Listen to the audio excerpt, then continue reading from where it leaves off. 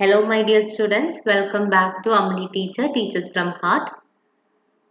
ഈ വീഡിയോയിൽ നമ്മൾ ഡിസ്കസ് ചെയ്യാൻ പോകുന്ന topic Newton second law of മോഷനെ കുറിച്ചിട്ടാണ്. അപ്പോൾ ആരെങ്കിലും എൻ്റെ പ്രീവിയസ് വീഡിയോസ് കണ്ടിട്ടില്ലെങ്കിൽ ഞാൻ ലിങ്ക് കാർട്ടിൽ കൊടുത്തേക്കാം. അത് കാർഡ് എന്ന് പറഞ്ഞാൽ മേളിൽ എഴുതി വരും കേട്ടോ.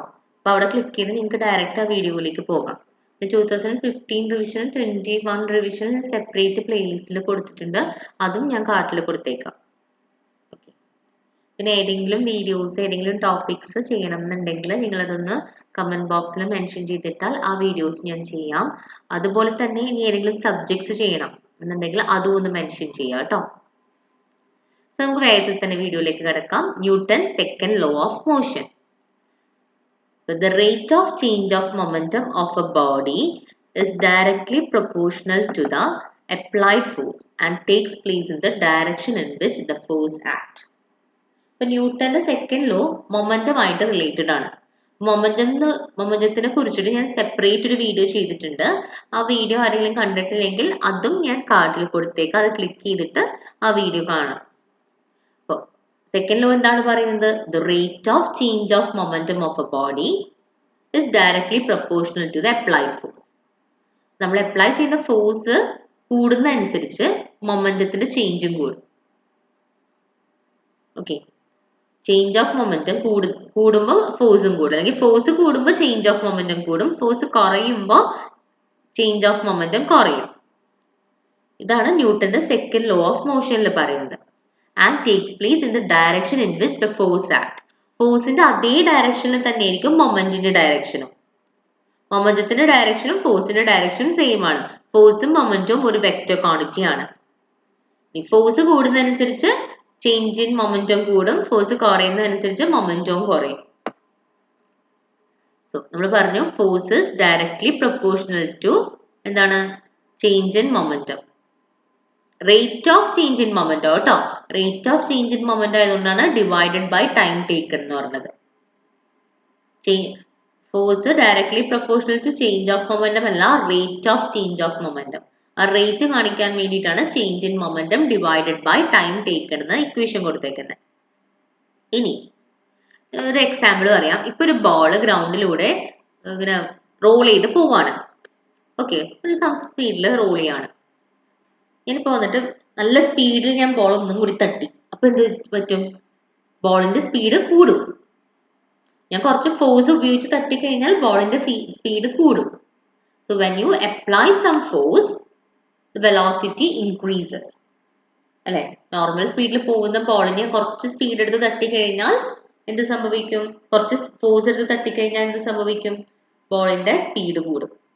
സോ അതാണ് ഇവിടെ പറഞ്ഞേക്കണേ. If force F changes the velocity of a body of mass M. ഒരു ഒബ്ജക്റ്റ്, ഒരു ബോളോ എന്തെങ്കിലും ഒബ്ജക്റ്റ് എടുക്കുക, അതിന്റെ മാസ് എം ആണ്, അതിന്റെ വെലോസിറ്റി ഇനീഷ്യൽ വെലോസിറ്റി വി ആണ്. When I applied some force, ഞാൻ കുറച്ച് ഫോഴ്സ് എടുത്ത ബോളിനെ തട്ടിയപ്പോൾ എന്ത് പറ്റി? വെലോസിറ്റി ഇൻക്രീസ് ആയി, അല്ലെ, സ്പീഡ് കൂടി ബോളിന്റെ. അതാണ് ഇവിടെ കൊടുത്തേക്കുന്നത്.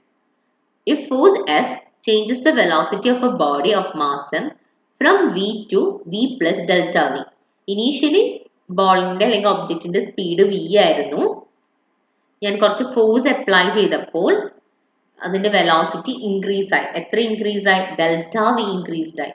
ഇനീഷ്യലി വി ആയിരുന്നു, വിയുടെ ഒപ്പം ഡെൽറ്റ വി കൂടി ആഡ് ആയി. മനസ്സിലായോ? സോ ഒരു ഒബ്ജക്റ്റ് എം മാസുള്ള ഒരു ഒബ്ജക്റ്റിൽ ഫോഴ്സ് അപ്ലൈ ചെയ്തപ്പോൾ വെലോസിറ്റി ഇൻക്രീസ് ആയി. അതേപോലെ ഇനീഷ്യൽ മൊമെന്റം എന്തായിരിക്കും? നമുക്ക് മൊമെന്റത്തിന്റെ ഫോർമുല അറിയാം. എന്താണ് മൊമെന്റത്തിന്റെ ഫോർമുല? മാസ് ഇൻറ്റു വെലോസിറ്റി ആണ് മൊമെന്റം. അപ്പൊ ഇനീഷ്യൽ മൊമെന്റം എന്ന് പറഞ്ഞാൽ P equal to mass into velocity. Initial velocity V ആയിരുന്നു. ഇനി ഫോഴ്സ് അപ്ലൈ ചെയ്ത് കഴിഞ്ഞപ്പോൾ മൊമെന്റം എന്തായിട്ട് മാറി? There is a change in momentum, that is delta P equal to m into delta v. ഇപ്പോഴത്തെ വെലോസിറ്റി ഡെൽറ്റ വി ആണ്. So m into delta v. Delta V ആണ് change in momentum. So change in momentum ആണ് delta P കൊണ്ട് represent ചെയ്തിരിക്കുന്നത്. Change in momentum delta P equal to m into delta v, where delta v is the change in velocity. ഇനി ന്യൂട്ടന്റെ second law എന്താണ് പറയുന്നത്? Forces directly proportional to rate of change of momentum. അപ്പോൾ ഫോഴ്സിന് നമ്മൾ F ഇട്ടു, change in മൊമെന്റത്തിന് delta P, time taken delta T വെച്ചിട്ട് represent ചെയ്തു. ഇനി ഈ പ്രൊപ്പോർഷണാലിറ്റി സൈൻ മാറ്റണമെങ്കിൽ നമ്മൾ എന്ത് ചെയ്യണം? ഒരു കോൺസ്റ്റന്റ്, പ്രൊപ്പോർഷണാലിറ്റി സൈൻ മാറ്റി ഈക്വൽ ടു സൈൻ ഇടണമെങ്കിൽ ഒരു കോൺസ്റ്റന്റ് വെച്ച് മൾട്ടിപ്ലൈ ചെയ്യണം. ഹിയർ നമ്മൾ കോൺസ്റ്റന്റ് k ആയിട്ട് എടുത്തു. So the equation becomes f equal to k into delta p by delta t. ഇവിടെ k എന്ന് പറഞ്ഞാൽ പ്രൊപ്പോർഷണാലിറ്റി കോൺസ്റ്റന്റ് ആണ്. ഇനി നമ്മൾ ലിമിറ്റ് അപ്ലൈ ചെയ്യാണ്. So limit delta t to 0 delta p by t. നമുക്ക് എന്ത് കിട്ടും?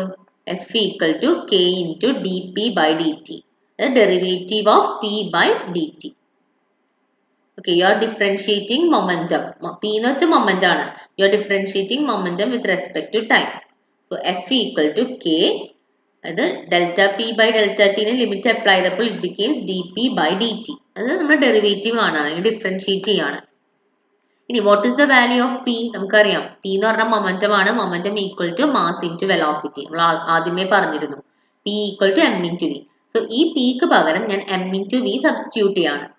Okay, so f equal to k. ഇവിടെ m എന്ന് പറഞ്ഞാൽ കോൺസ്റ്റന്റ് ആണ്. So you can take the constant outside. So f equal to km dv by dt. അപ്പൊ നമുക്ക് derivative കണ്ടുപിടിക്കേണ്ട quantity v ആണ്. വെലോസിറ്റിനെ നമുക്ക് ഡിഫറൻഷിയേറ്റ് ചെയ്യേണ്ടത്. So dv by dt. നമുക്ക് കോൺസ്റ്റന്റ് ആയതുകൊണ്ട് പുറത്തെടുത്തു. ഇനി വെലോസിറ്റിനെ ടൈം വെച്ച് ഡിഫറൻഷിയേറ്റ് ചെയ്താൽ നമുക്ക് എന്ത് കിട്ടും? we will be getting acceleration. So f equal to km dv by dt, you can write it as a. And velocity by time acceleration ആണെന്ന് അറിയാം. So you got the formula f equal to kma. ഇനി ഇപ്പൊ നമ്മള് force 1 newton ഫോഴ്സും 1 newton force 1 mass 1 kg ഉള്ള ഒരു ഒബ്ജക്റ്റില് apply ചെയ്യാണെന്ന് വിചാരിക്കാം. So an ഒബ്ജക്റ്റിലേക്ക് നമ്മൾ 1 മാസ് ഉള്ള ഒരു ഒബ്ജക്റ്റ് എടുത്ത് അതിന്റെ ആക്സിലറേഷൻ 1 മീറ്റർ പെർ സെക്കൻഡും അതിന്റെ ഫോഴ്സ് 1 ന്യൂട്ടനും ആണെങ്കിൽ the value of k becomes 1. അതായത് if force of 1 newton applied, അത് f ന്റെ വാല്യൂ 1 ആയി, equal to on a body of mass 1. അപ്പൊ m ന്റെ വാല്യൂ 1 ആയി, f 1 ആയി, m 1 ആയി. ഈ ആക്സിലറേഷൻ എത്രയാണ്? 1 metre per second square. So ഇതും 1 ആയി. അപ്പൊ എല്ലാ ക്വാണ്ടിറ്റിയും 1 ആയി കഴിയുമ്പോൾ നമുക്ക് എന്തെന്ന് കിട്ടും? 1 equal to k into 1 into 1 കിട്ടും. അല്ലെ, എല്ലാം 1 എടുത്തു. ഫോഴ്സ് 1 ആണ്, മാസ് 1 ആണ്, ആക്സിലറേഷൻ 1 ആണ്. So you will get the value k equal to 1. k equal to 1 എന്ന് കിട്ടി. അപ്പൊ k 1 ആണെങ്കിൽ നമുക്ക് എന്ത് കിട്ടും? Force equal to mass into acceleration. ഇതാണ് നമ്മുടെ ന്യൂട്ടന്റെ second law of motion. So you get the formula as force equal to mass into acceleration, or F equal to ma. ഇനി F equal to ma എന്ന് കിട്ടി നമുക്ക്, അല്ലെ? F equal to ma. ഇതിൽ നമുക്ക് ആക്സിലറേഷൻ കണ്ടുപിടിച്ചൂടെ? ആക്സിലറേഷൻ കണ്ടുപിടിക്കാൻ ഈ mass എന്ന് പറഞ്ഞ m നെ ഈ സൈഡിലേക്ക് കൊണ്ടുവന്നാൽ മതി. ഇവിടെ ഇൻറ്റു m ആണ്, ഈ സൈഡിലേക്ക് കൊണ്ടുവരുമ്പോൾ ഡിവൈഡഡ് ബൈ m ആണ്. So a equal to f by m എന്ന് കിട്ടി. Acceleration a equal to f by m. നമുക്ക് ഇവിടെ നോക്കിയിട്ട് എന്ത് പറയാം? f കൂടുമ്പോൾ ആക്സിലറേഷൻ കൂടും, m കുറയുമ്പോൾ ആക്സിലറേഷൻ കൂടും. So you can say the acceleration produced in a body is directly proportional to the force acting on it. Acceleration force ആയിട്ട് directly proportional ആണ്. That means if force is increased, acceleration increased. Force decrease ആയാലോ acceleration decrease ആവും. And inversely proportional to the mass of the body. Body മാസും ആക്സിലറേഷനും തമ്മിൽ inversely proportional. Inversely proportional എന്ന് വെച്ചാൽ എന്താണ്? ഒരു ക്വാണ്ടിറ്റി കൂടുമ്പോൾ മറ്റേ ക്വാണ്ടിറ്റി കുറയും, ഒരു ക്വാണ്ടിറ്റി കുറയുമ്പോൾ മറ്റേ ക്വാണ്ടിറ്റി കൂടും. അപ്പൊ മാസും ആക്സിലറേഷനും ഇൻവേഴ്സ്ലി പ്രൊപ്പോർഷണൽ ആണ്. അതിന്റെ അർത്ഥം എന്താണ്? മാസ് കൂടുമ്പോൾ ആക്സിലറേഷൻ കുറയും, മാസ് കുറയുമ്പോൾ ആക്സിലറേഷൻ കൂടും. ഇൻവേഴ്സ്ലി ആയതുകൊണ്ടാണ് ഡിവൈഡഡ് ബൈ എന്നിട്ടേക്കണേ കേട്ടോ. അപ്പൊ നമുക്ക് ഇതിൽ നിന്ന് മനസ്സിലായി, ഫോഴ്സ് ഒരു വെക്റ്റർ ക്വാണ്ടിറ്റി ആണ്. ഫോഴ്സിന് മാഗ്നിറ്റ്യൂഡും ഉണ്ട്, ഡയറക്ഷനും ഉണ്ട്. അതുകൊണ്ടാണ് അതിനെ വെക്റ്റർ ക്വാണ്ടിറ്റി എന്ന് പറയുന്നത്. അടുത്തത്, force can cos acceleration or deceleration. അതായത് നമ്മൾ ഫോഴ്സ് അപ്ലൈ ചെയ്ത ചില സമയത്ത് സ്പീഡ് കൂടും, ആക്സിലറേഷൻ വരും. ചില സമയത്തോ ഡീസലറേഷൻ.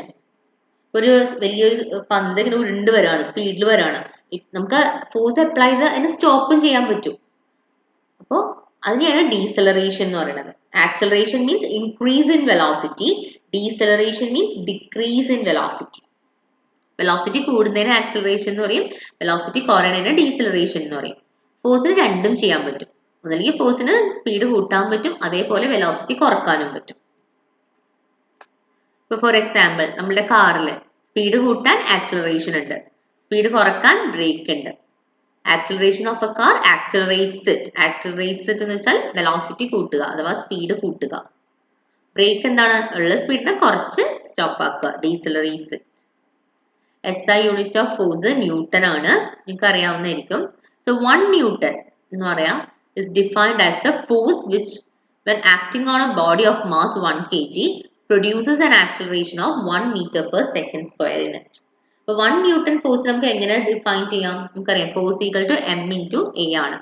1 ന്യൂട്ടൺ ഫോഴ്സ് എന്ന് പറഞ്ഞാൽ ഒരു മാസ്സുള്ള ഒബ്ജക്റ്റിനെ 1 ആക്സിലറേഷൻ 1 മീറ്റർ പെർ സെക്കൻഡ് സ്ക്വയറിൽ മൂവ് ചെയ്യാൻ ഉപയോഗിക്കുന്ന ഫോഴ്സ്, അതിനെയാണ് ന്യൂട്ടൺ എന്ന് പറയുന്നത്.